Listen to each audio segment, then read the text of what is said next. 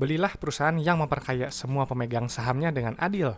Janganlah membeli perusahaan yang hanya memperkaya pemegang sahamnya yang merangkap sebagai komisaris dan direksi. Oke, ketemu lagi dengan Edwin di channel analisis laporan keuangan gitu ya. Saya ini memang lagi kejar saham request gitu ya. Jadi adalah satu penonton gitu ya, namanya Kerupuk Coklat gitu ya, minta request bahas ASGR ya, Astra Grafia gitu.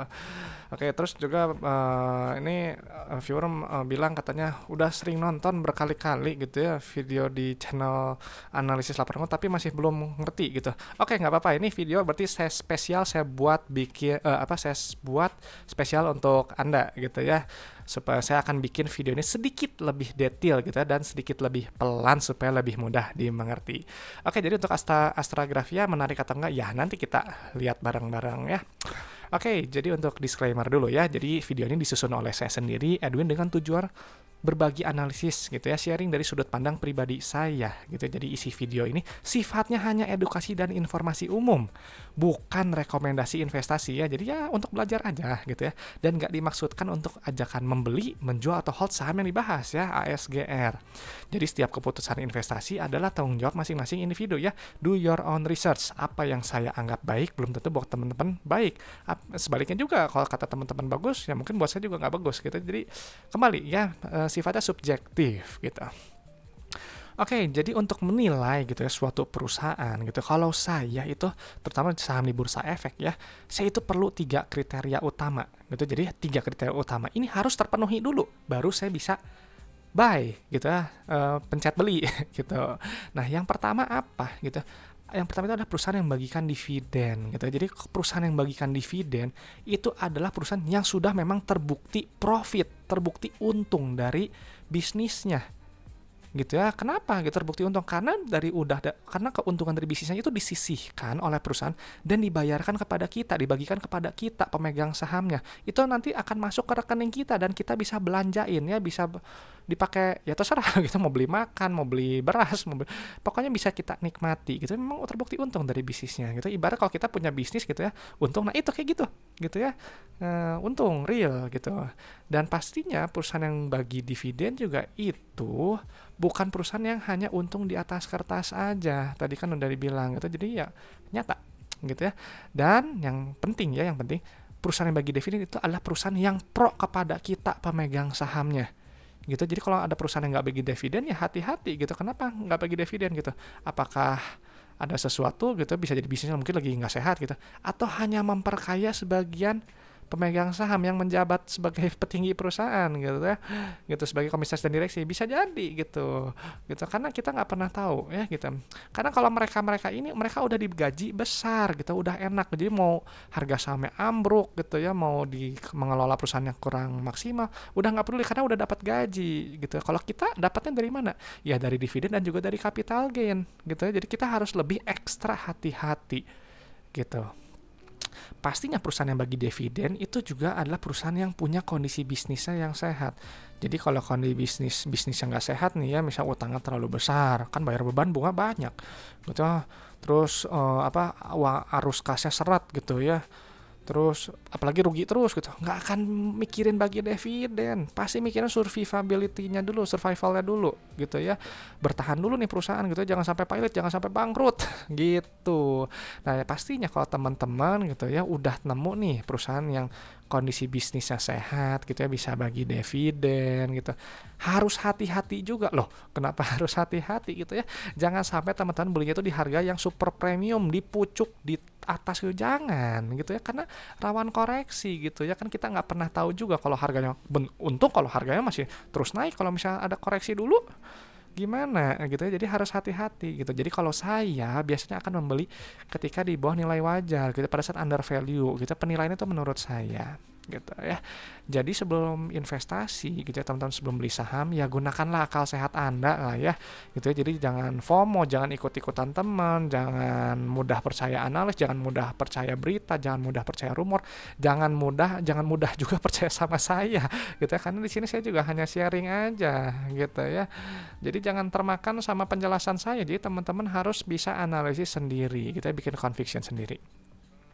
Nah, jadi yang saya lakukan itu ya mengikuti konsep value investing gitu ya. Jadi saya melakukan ini udah dari 2016 sampai sekarang gitu ya. Memang kan di 2016 mungkin masih kutip bodoh gitu ya.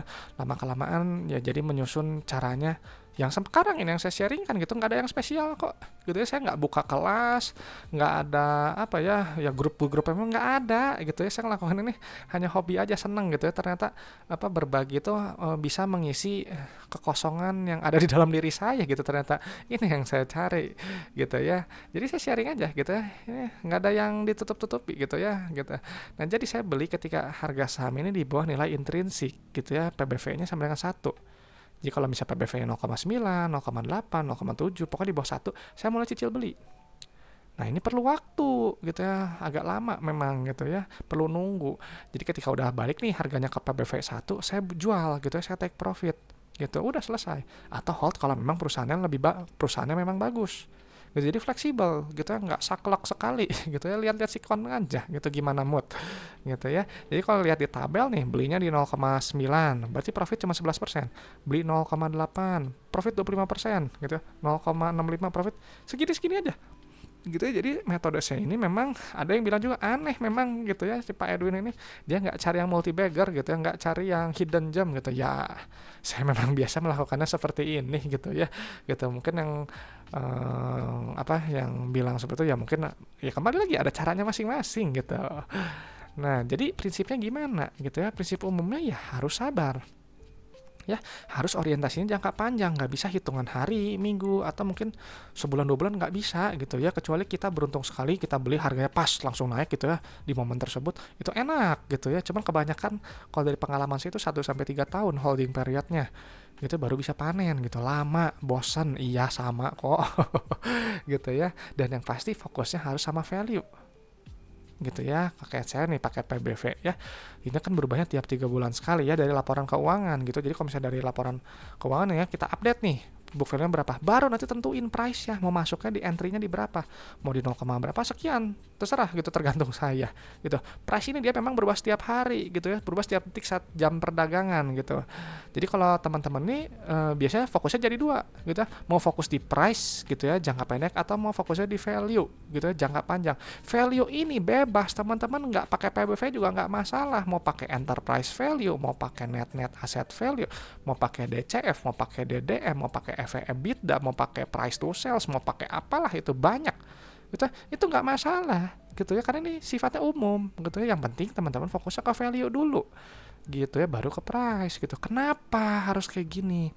Karena harga saham itu pada akhirnya akan mencerminkan kinerja perusahaan dalam jangka panjang. Ini jangan lupa jangka panjangnya gitu ya. Jadi nggak heran banyak perusahaan-perusahaan itu yang harganya gocap atau kurang dari gocap ya karena dari perform perusahaan juga buruk gitu ya, rugi melulu atau apalah gitu ya. Nggak heran gitu. Tapi akan berbeda cerita kalau dalam jangka pendek tiba-tiba dia digoreng naik.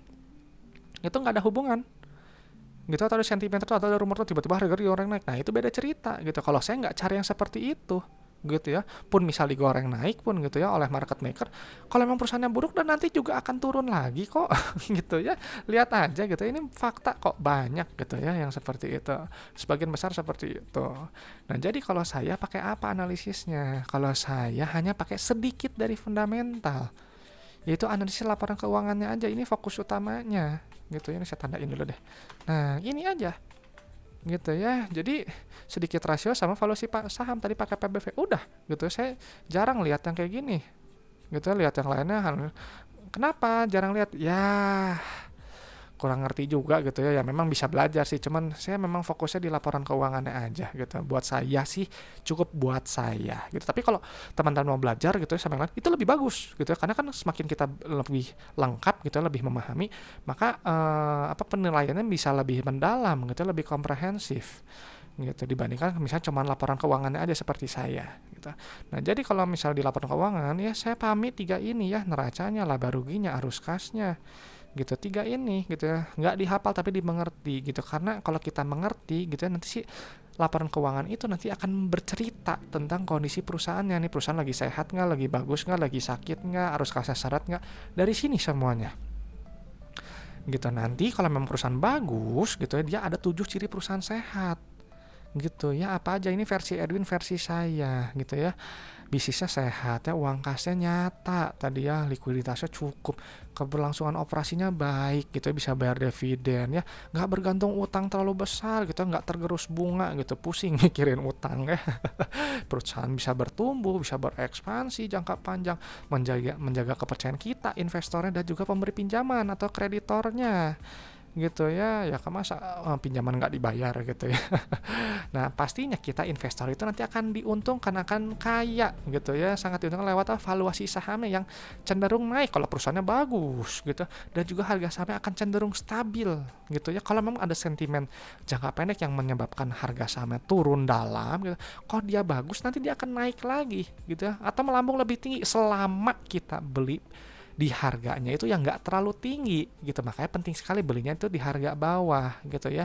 Fokusnya ke value tadi, terserah hitung value bebas gitu ya. Jangan ikutin kata saya gitu ya teman-teman, carilah penghitungan sendiri gitu ya. Nah, yang dalam kurung ini adalah indikator yang saya gunakan gitu, semua ada di laporan keuangan semua gitu ya. Nah, jadi nanti kita screening nih si ASGR ini ya. ASGR ini screening lewat apa? Lewat ini. Dividend payment history-nya, saldo labanya, PBV-nya, PER-nya, CFO, CFI, CFF gitu ya. Nah, nanti memang kalau ini teman apa kerupuk coklat ya kalau nggak salah nama usernya gitu ya. Kalau mau ya nggak apa-apa, download aja gitu. Ini Excelnya teman-teman bisa download gitu gratis gitu ya. Biar sama-sama bisa input data gitu, mindahin laporan keuangan, belajar gitu ya. Dan sebenarnya saya di laporan keuangan ini memang seperti tadi saya bilang sampaikan memang agak rumit gitu. Saya ini hanya sedikit dari laporan keuangan. Saya hanya membaca dari sudut pandang yang seperti biasa saya lakukan. Gitu ya, dari 2016 sampai sekarang kayak gini gitu ya. Jadi memang untuk baca laporan keuangan itu teman-teman memang harus nemuin gayanya sendiri. Gitu ya, gitu. Nah, tadi jadi udah teman-teman bisa download ya.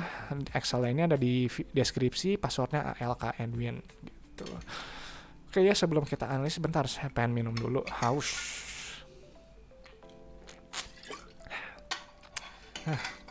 Nikmat minum air dingin. RS bro. Oke ya, untuk ASGR ini saya udah dapat sih datanya ya, sebenarnya udah saya pindahin gitu ya. Perusahaan ini sangat menarik karena perusahaan ini membagikan dividen ini 2 kali setahun. Kalau perusahaan yang bagi dividen artinya apa? Tadi perusahaan ini memang sudah terbukti profit, untung gitu ya, bisnisnya nyata gitu, bisa dinikmati kita hasil keuntungan bisnisnya. Itu perusahaan baik ya, berarti ini sudah green flag di awal gitu. Nah, yang harus dipindahkan tuh apa ya? Ini yang pertama itu adalah kas tarakas, yang ini nih, yang paling atas ya, pastiin jutaan ya, ini udah benar ya, satuannya udah benar. Nah, kas tarakas ini adalah uang yang ada di dalam dompet perusahaan ya. Jadi kalau teman-teman punya dompet gitu, di dalamnya ada uang, ada kartu debit gitu. Nah, di kartu debitnya kan masih ada saldonya tuh ya, saldo rekening. Nah, itu adalah kas dan tarakasnya gitu ya. Nah, uang kas ini digunakan untuk aktivitas operasional gitu ya, aktivitas investasi atau ekspansi usaha, dan juga aktivitas pendanaan atau pembayaran hutang ke bank gitu. Simpelnya kayak gitu. Ya, gitu. Jadi saya jelasin ini ya pakai bahasa sehari-hari saya gitu, yang saya biasa pahami di laporan keuangan gitu. Nah, jadi ya yang harus dipindahkan apa gitu. Tadi kan udah nih kas tarakas ya. Nah, ini menarik gitu ya, karena ini kalau nggak salah ASGR ini kan ada kenaikannya kalau nggak salah bulan lalu gitu, 2 bulan lalu gitu ya. Nah, ini bisa jadi ini ada kas per sahamnya ini dia di bawah, di harga PCS-nya dihargai kurang dari 1 ya, jadi nilai tambah gitu, artinya si market cap itu udah di bawah nilai kas tarakasnya gitu. Ini jadi rasio valuasi tambahan gitu, cukup menarik pada waktu itu ya, sebelum kenaikan ya. Sekarang sih udah naik ya gitu, cuman ya udah sih kalau udah naik gitu. Nah, langsung masuk ke ekuitas ya. Terus nanya, Pak Edu ini lihat nggak sih si liabilitas gitu? Saya sampaikan, saya lihat gitu ya, setelah saya lolos screening dulu. Yang dilihat di liabilitas itu adalah yang pertama rasio lancar sama DR-nya, itu yang terpenting buat saya. Gitu ya, karena kalau DR terkontrol, rasio lancar terkontrol ya udah gitu, setidaknya resiko udah minimal gitu, berkurang. Itu buat saya. Nah, jadi gitu ya, sekarang kita cek dulu tadi saldo laba ya. Nah, ini nih nilainya pakai yang ini ya. kita pindahin dulu gitu. Ini mungkin video saya jadi agak panjang gitu ya, nggak apa-apa gitu, saya bikin untuk Anda gitu ya yang request gitu, karena udah jujur gitu, pengen belajar gitu supaya ngerti, nggak apa-apa gitu ya, saya bikin spesial gitu. Nah ini lihat nih ya, saldo labanya positif ya. Saldo laba ini apa? Saldo laba ini adalah akumulasi keuntungan yang telah dihasilkan perusahaan gitu, dari perusahaan ini pertama kali berdiri, pertama kali beroperasional sampai sekarang 2025 Q2, dan itu di luar dividen yang dibagiin gitu ya. Jadi ini saya kasih lihat perusahaan yang, nah gini, teman-teman untung nih ya, modal 3 miliar tahun pertama untung, tahun berikutnya untung. Nah saldo laba ini bertambah terus gitu, mengakumulasi, bertambah terus keuntungannya gitu. Nah di si ASGR kita ini udah untung berapa kita 1,7 triliun gitu ya. Dari, berarti cara baca ASGR Astra Grafia dari pertama kali berdiri sampai sekarang 2025 Q2 telah menghasilkan total profit 1,7 triliun di luar dividen yang dibagikan. Jadi kalau dividennya disatuin lagi ke saldo laba gitu, nilai ini pasti besar. Gitu, ini berarti perusahaan memang sudah terbukti untung, terbukti profit gitu ya, perusahaan yang baik, perusahaan yang bagus gitu. Lalu cek ke saldo laba udah tadi. Ekuitas pemiliknya ini di subtotal yang ini nilainya ya. Ini KNP-nya kecil sekali ya. Cuma 4 juta. Nah, ya nggak apa-apa gitu ya, diisi aja. Nah, ini nanti keluar nih. Ini oke ya tuh. PBV-nya berapa? 0,8 gitu ya. Potensi profit 24%. Berarti kalau sebelum kenaikan nih, dulu PBV-nya berapa nih? Berarti udah lumayan tuh ya, beli waktu sebelum kenaikan waktu Juli, mungkinnya Juli udah untung, udah floating profit berapa puluh persen tuh. Lumayan tuh ya, under value gitu ya. Daya tariknya selain murah PBV dan juga ada dividennya gitu ya. Beruntung sekali yang beli di harga rendah gitu ya. SGR ini memang sebenarnya termasuk watchlist saya, cuma saya nggak punya barangnya gitu ya. Andai aja modalnya lebih besar gitu ya, jadi bisa dialokasikan ke sini, malah jadi curhat lagi. Oke, jadi ini gitu ya, karena perusahaan yang baik gitu ya, dan ini sudah dihargai di bawah saldo laba ya, nilai bonusnya gitu. Kalau yang tadi, kalau belinya di 0,8 berarti profitnya ya cuma 25%, 24 sekian persen, udah segitu ya. Take profit di apa, di nilai bukunya aja berapa, nilai buku 1.400, ya udah take profit di sini gitu. Itu kalau saya seperti itu gitu ya. Jadi dividennya sebagai uang tunggu. Nah jadi gitu ya, jangan cuma terjebak di PBV ya, karena PBV itu bisa value trap gitu ya. Jadi ada satu viewer gitu ya kemarin gitu ya, kalau PBV rendah itu ROE-nya kecil bla bla. Iya gitu ya, bisa aja gitu. Makanya kita harus mencari gitu. Gitu. Jadi kalau orang yang yang PBV-nya tinggi, perusahaan PBV-nya tinggi itu ya karena memang sesuai dengan tadi, kebanyakan kinerjanya bagus gitu. Jadi ROE-nya tinggi gitu ya. Itu daya tariknya di situ. Gitu. Nah, sekarang di laba rugi ya. Laporan yang kedua, yang terpenting itu adalah net revenues ya, revenues, net sales, total sales, apalagi gitu ya, itu nilai yang paling atas ya. Ini bagus nih, harus pindahin dulu angkanya. Nah ini menarik nih ya, revenue-nya naik, artinya perusahaannya bertumbuh gitu ya. Kan adalah nilai harga jual yang dikenakan ke customer gitu, ke konsumen gitu. Kalau revenue naik artinya perusahaannya bertumbuh, artinya barang dan jasanya si perusahaan ini dia relevan untuk customer gitu ya, semakin dicari customer pengen beli lagi gitu ya. Ini bagus gitu, cari yang bertumbuh. Yang ingat ya, ini kan kita lihatnya di 2025 Q2 ya. Jadi kalau 2025 ini udah oke, lihat juga di periode-periode sebelumnya, jangan berhenti di 2025 Q2 gitu ya. Jadi kan tadi ini screening gitu ya, kalau saya tuh udah screening, nanti saya bisa juga cek di periode-periode sebelumnya gitu. Nah, jadi tadi ya, revenue dikurangin oleh harga modal ya, harga barang atau jasanya modal ya. Nanti keluar laba bruto. Nah, yang ini. Ya. Nah, laba bruto ini untuk melihat keunggulan kompetitif produk barang atau jasa gitu yang dijual perusahaan. Semakin tinggi GPM ya, artinya kan perusahaan semakin bisa menjual harga barang atau jasa itu di atas jauh nilai harga modalnya. Itu artinya barang dan jasa ini semakin berharga di mata customer gitu. Customer rela bayar lebih mahal gitu, jauh lebih tinggi dibandingkan harga modalnya.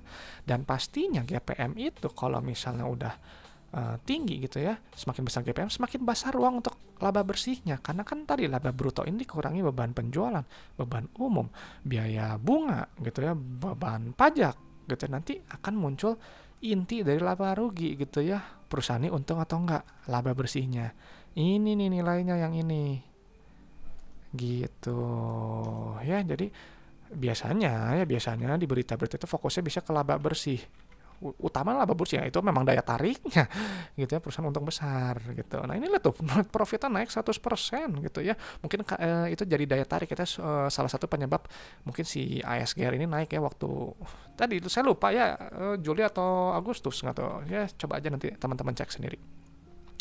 Dan pernya juga ini murah ya, di bawah 5 gitu udah oke gitu ya. Ini perusahaan tuh bagus ya secara profitabilitas gitu dan masuk akal gitu ya. Nah, per ini apa? Per ini adalah waktu dalam satuan tahun yang diperlukan untuk balik modal apabila EPS-nya atau earning per share-nya ini dia konstan, nggak berubah ya. Nah, jadi idealnya sebenarnya idealnya kalau buat saya gitu, pendapat saya, holding period itu ya minimal sekali sebenarnya, yang tadi bukan 1 sampai 3 tahun tapi sebesar pernya. Jadi kalau pernya 4 ya 5 lah, katakanlah 5, ya berarti holding period harus siap 5 tahun gitu ya. Kalau pernya 1000 gitu ya, berarti harus siap pegang 10 abad gitu ya, nggak tahu udah jadi tulang belulang kayaknya. Gitu aja gitu ya, simpel aja. Gitu. Jadi ini udah oke semua ya. Ya tapi jujur saja sih sebenarnya ISGR ini masuk ke watchlist saya sih sebenarnya gitu dari Q1 sama periode-periode sebelumnya gitu. Nah, ingat ya, laba rugi ini gitu nanti harus kita validasi di mana, di ini laporan arus kas atau laporan yang sering dilupakan oleh analis-analis dan berita gitu ya. Saya juga masih tadi cari alasannya kenapa nih ya kok nggak menarik gitu ya. Jadi gini, customer perusahaan ini si ISGR sudah mencatatkan pendapatan sebesar 1,5 triliun ya. Nah, customer bayarnya berapa ke perusahaan? Gitu, perusahaan terima berapa uang dari customer? Sekian, angka yang paling atas. Gitu ya. Analoginya itu gini, teman-teman, saya selalu pakai analogi ini ya tiap video. Teman-teman jual barang gitu ya, harganya 1 miliar gitu ya. Nah, customer harusnya bayarnya berapa? 1 miliar juga kan? Tapi customer bayarnya cuma 940 juta dulu nih. Tuh, receipts to revenue ratio-nya 94% ya. Nah, 60 jutanya kemana? 60 jutanya itu nanti dalam bentuk piutang yang harus teman-teman tagih. Gitu ya. Nah, kalau yang ini di periode sebelumnya kan ini 106% nih. Berarti harga barangnya 1 miliar, customernya bayar 1 miliar 60 juta.